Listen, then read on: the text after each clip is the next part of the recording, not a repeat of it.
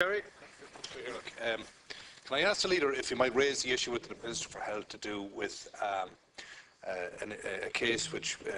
concluded in the courts today, and that's of deceased Lady Dara Kivlan from North County Leitrim, where the HSE consistently refused to hold an inquest in the particular case of the death of that woman and her husband, Michael Kevin Kivlan, and indeed his parents and their son who survives, have been denied that right, effectively, an inquest there. People may or may not be aware of the fact that this was a very similar case to that of Savita Halappanavar, and having become very ill after a number of days,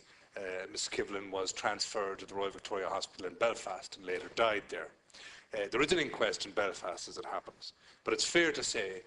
that the HSE have obstructed that process by prohibiting or refusing to allow people to travel to participate in that inquest in Belfast. And even as we heard the surviving husband, Michael Kevin Kivlan, today, a personal friend of my own, and I haven't raised this case before, Leader, because the matter was before the courts. But now that it's not,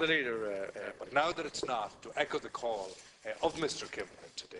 surely that deceased woman, who did not have the benefit of the high-profile case that we had for Savita Halappanavar, is entitled to an inquest. And I would ask you to use the good offices of the Leader of Shannon Éire to impress upon the Minister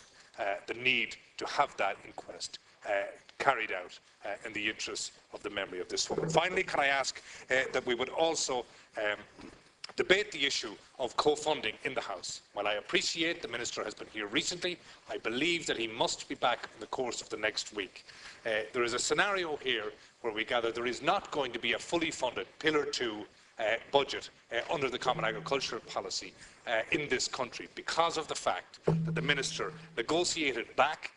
the amount of co-funding eligible to 25%. This has huge implications for the northwest of the country, which does not have the benefit of the main body of the lobby of the IFA throughout the country, and could cost us up to 170 million a year in the context of the disadvantaged area payment and also the AEOS environmental schemes. This is a very serious concern. It's one that I believe the leadership of the IFA are ignoring, being accused in effect by their own membership in the Northwest of thinking more about their Fine Gael candidacy for the European Parliament than the representation of small farmers in the Northwest of the country. And frankly, this is an issue that is of huge importance for the small farmers in the Northwest of the country, who remain the engine room in terms of the production of weanlings, which is such a huge part of the beef export market. And if we don't get the adequate funding, that will put in jeopardy our beef export business into the future. Very finally, can I second the amendment put forward by our Leader, Senator O'Brien? Senator Mullins.